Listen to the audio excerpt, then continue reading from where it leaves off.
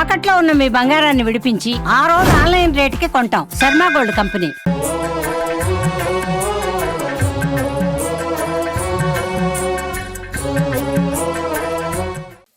నమస్కారం, welcome to Suman TV. నేను గీతాంజలి. నమో నారసింహ. జనవరి 29వ తారీఖున చొల్లంగి అమావాస్య అని, తై అమావాస్య అని చెబుతూ ఉంటారు. అసలు ఈ అమావాస్య ప్రత్యేకత ఏంటి? చాలా మంది దగ్గర నేను విన్నానండి. ఈ సంవత్సరంలో సాధారణ ఒక సంవత్సరంలో వచ్చేటువంటి అత్యంత విశిష్టమైన అమావాస్యల్లో ఇది ఒకటని చెప్తారు. ఇక జనవరి 29వ తారీఖున వస్తుంది. అసలు ఏమిటి విశిష్టత? ఏం చేయాలి ఆ రోజున? మనం విధిగా నియమాలంటూ ఏమన్నా ఉంటాయా? లేకపోతే ఏమైనా దైవ దర్శనాలు చేసుకోవాలా ఆ రోజు? ఇవన్నీ తెలుసుకుందాము. అందులోనూ అమావాస్య అంటున్నారు కాబట్టి మరి ఆ ప్రత్యేకతలు ఏంటో తెలుసుకుందాం. ప్రస్తుతం నేనున్నాను గోవింద కల్పవృక్ష నారసింహ గ్రామ ఆశ్రమం దగ్గర. ప్రస్తుతం మనతో పాటు ఉన్నారు డాక్టర్ కృష్ణ చైతన్య స్వామి గురువు గారు, ప్రముఖ నృసింహ ఉపాసకులు వారు. వారితో మాట్లాడి వివరాలు తెలుసుకుందాం. గురుగారు నమస్కారం అండి. నమస్కారం. నమో నారసింహ. నమో నారసింహ. ఇంక ఇక్కడ దగ్గరే కూర్చున్నాము చక్కగా స్వామి దగ్గరే. 29వ తారీఖు అండి, చాలా అత్యంత విశేషమైన రోజు అని చెప్పారు నాకు అడిగితే. నేను అదేదో మిమ్మల్ని అడుగుదామని అనుకున్నాను. అసలు ఏంటి తై అమావాస్య అని విన్నాను, నేను ఆ పేరు వినలేదండి ఇప్పటిదాకా. చొల్లంగి అమావాస్య అనేది సాధారణంగా చెప్తూ ఉంటారు. అసలు ఏంటివి రెండు ఒకటేనా? అమ్మ, పుష్యమాసంలో వచ్చేటువంటి అమావాస్యని తై అమావాస్య అని, చొల్లంగి అమావాస్య అని, దీన్ని మౌని అమావాస్య అని అంటారు. మన తెలుగు ప్రాంతాల్లో అంతా కూడా చొల్లంగి అమావాస్య, మౌని అమావాస్య అనేటువంటిది చాలా ప్రాముఖ్యం. ఇది తమిళ్లో అంటే తై మాసం అనేటువంటిది తమిళ్కి సంబంధించినటువంటి సాంప్రదాయంలో తై అమావాస్య అని పిలుస్తారు. ఇది చాలా విశేషమైనటువంటిది. సకల అరిష్టాలను కూడా నివారణ చేసేటువంటి అమావాస్య. చాలా అత్యద్భుతమైనటువంటి ఫలితాలని కూడా మనకు ఈ యొక్క అమావాస్య నాడు కొన్ని ఆరాధనలు చేస్తే కలుగుతాయని చెప్పి మనకు పెద్దలు చెప్పి ఉన్నారు. ఆ యొక్క ఆరాధన అనేటువంటిది చేస్తే చాలా అద్భుతమైన ఫలితాలు ఉంటాయి. సాధారణంగా మనం పౌర్ణమి అమావాస్య చూస్తాం. ఈ రెండిట్లో కంపేర్ చేసుకుంటే పౌర్ణమి చాలా విశేషంగా చూస్తాం. కానీ అమావాస్య కూడా అత్యంత శక్తివంతమైన రోజు అని కూడా చెప్తారు ఈ మౌని అమావాస్య. అసలు ఏంటి ఆ రోజున ఏం చేయాలి? అంటే సాధారణంగా మనం తై అమావాస్యకి ఎందుకు ఇంత విశేషం అంటే, ఆనాడు ఎలాంటి గ్రహ ప్రభావం ఉన్నటువంటి వారైనా కూడా నదీ స్నానం చేయడం, అదే విధంగా ఏదైనా దైవ దర్శనం చేసుకోవడం అనేటువంటిది చాలా విశేషం. అయితే మనకు తమిళనాడులో తిరువల్లూరు అనేటువంటి వైద్య వీర రాఘవ క్షేత్రం ఒకటి ఉంటుందమ్మా. అత్యద్భుతమైనటువంటి క్షేత్రం.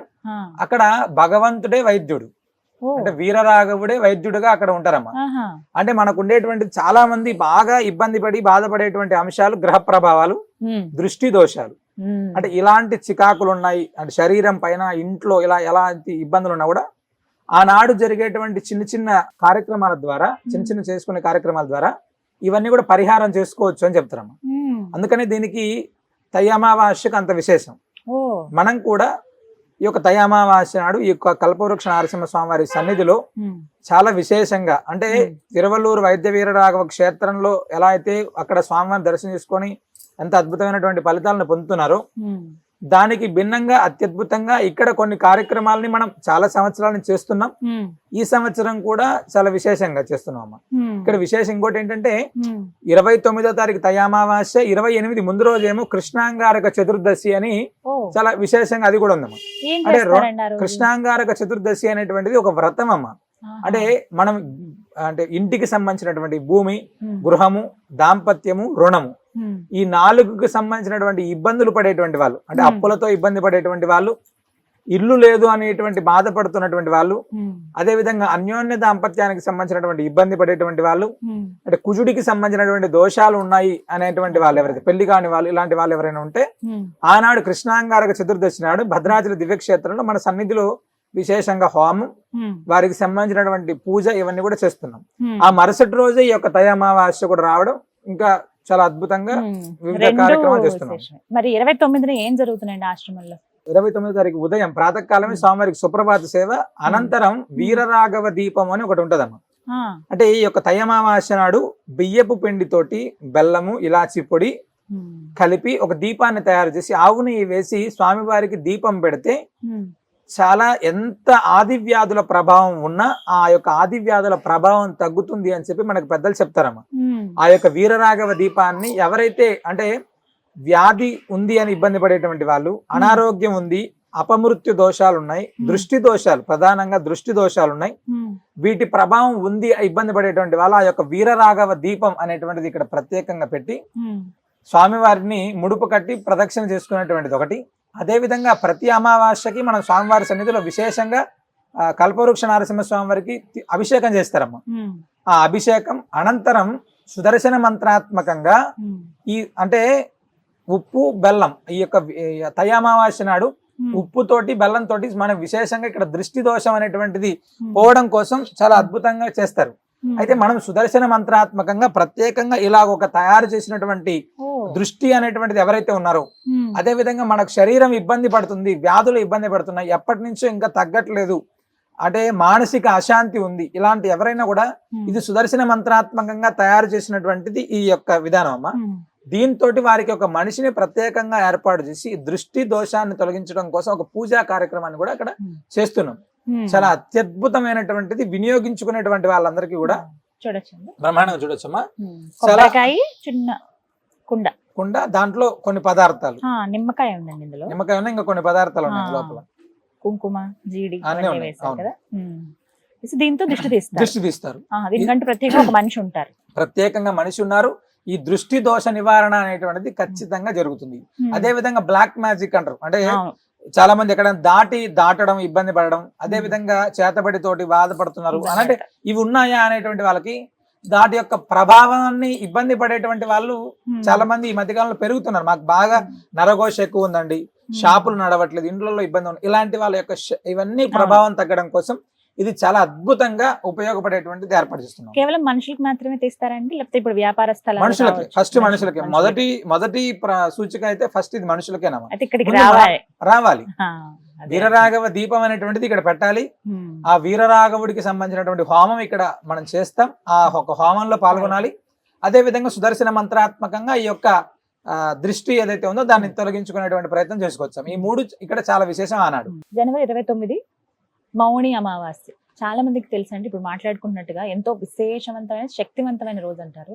దిష్టి దోషాలు ఉన్నవాళ్ళు కావచ్చు, ఈ బ్లాక్ మ్యాజిక్ చేయబడి ఇబ్బంది పడుతున్నాం అన్నవాళ్ళు, ఏ అనారోగ్యాలు వస్తున్నాయో తెలియట్లేదు, కుటుంబం అంతా ఏదో ఒక ప్రాబ్లం ఫేస్ చేస్తున్నాము, హాస్పిటల్ చుట్టూ తిరుగుతున్నాం అనుకున్న వాళ్ళకి చక్కటి పరిహారం చెప్తూ ఉన్నారు. ఇక్కడికి వస్తే గనక మీరు ఆశ్రమానికి వస్తే మీకు అడ్రస్ నేను స్క్రీన్ మీద డిస్ప్లే చేస్తాను, నెంబర్ కూడా ఇస్తాను, వివరాలు కనుక్కొని రండి. మీరు చాలా ఈజీ అండి.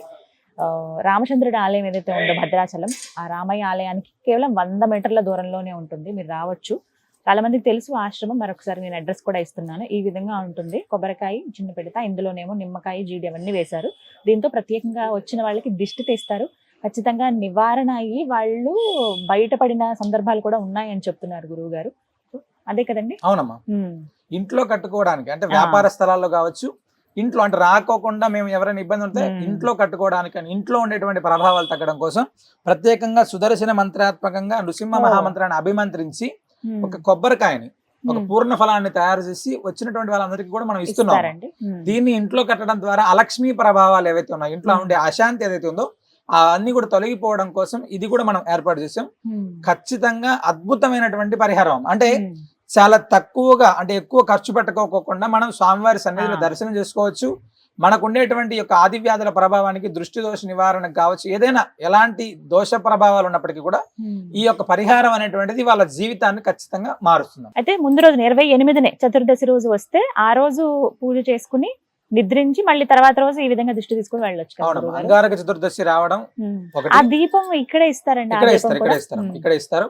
రెండో విషయం ఏంటంటమ్మా, ఇక్కడ అమావాస్య నాడు ముందు రోజు రాత్రి నిద్ర చేయడానికి వచ్చేటువంటి వాళ్ళ సంఖ్య ప్రతి అమావాస్యకి కొన్ని వందలాది మంది ఉంటారమ్మా. స్వామి సన్నిధిలో ఆశ్రమంలోనే పడుకుంటారు చాలా మంది వచ్చి స్వామివారి సన్నిధిలో నిద్ర చేసిన తర్వాత మేము చాలా మంది వింటుంటాం, స్వామివారు రాత్రి పూట అంటే వాళ్ళకి తెలియకోకుండా మాకేదో చాలా విశేషంగా ఉంది స్వామివారి సన్నిధిలో నిద్ర చేస్తే, అంటే ఒళ్ళంతా కూడా తేలికైపోతుంది, శరీరం అంతా కూడా తేలికవుతుంది అని చెప్పేటువంటి వాళ్ళ సంఖ్య ప్రతి అమావాస్యగా మేము వింటున్నాము. అదే ఇంకా ఇక్కడంతా సంచరిస్తారు ఆయన, ఖచ్చితంగా అనుగ్రహం అయితే ఉంటుంది. 29 చాలా విశేషంగా ఉంటుంది. చాలా చక్కగా వివరించారండి, ధన్యవాదాలు. విన్నారు కదా, మౌని అమావాస్య జనవరి 29 అండి. ముందు రోజు చతుర్దశి రోజు కూడా వివిధ పూజా కార్యక్రమాలు ఉంటాయి కాబట్టి మీకు వీలు కుదురుతుంది అని అనుకుంటే కనుక జనవరి 28నే మీరు చక్కగా ఆశ్రమానికి రండి. అడ్రస్, ఫోన్ నెంబర్ కూడా నేను డిస్ప్లే చేస్తాను. మౌని అమావాస్య రోజున ప్రత్యేకించి దిష్టి దోషాలు, గ్రహ దోషాలు ఉన్న వాళ్ళకి, అలాగే అనారోగ్య సమస్యలు ఉన్న వాళ్ళకి ఒక చక్కటి రోజు, చక్కగా పరిష్కారాలు ఉంటాయి. దానికి ఒక పరిహారం కూడా చేసుకొని చెప్తున్నారు. హోమం కూడా ఉంటుంది, హోమంలో కూడా మీరు పాల్గొనవచ్చు. మరిన్ని వివరాలకు మీరు స్క్రీన్ మీద నెంబర్స్ కు కాల్ చేయండి, ఆ స్వామి వారి అనుగ్రహాన్ని పొందండి. ఇది వాళ్ళ వీడియో. నమస్కారం.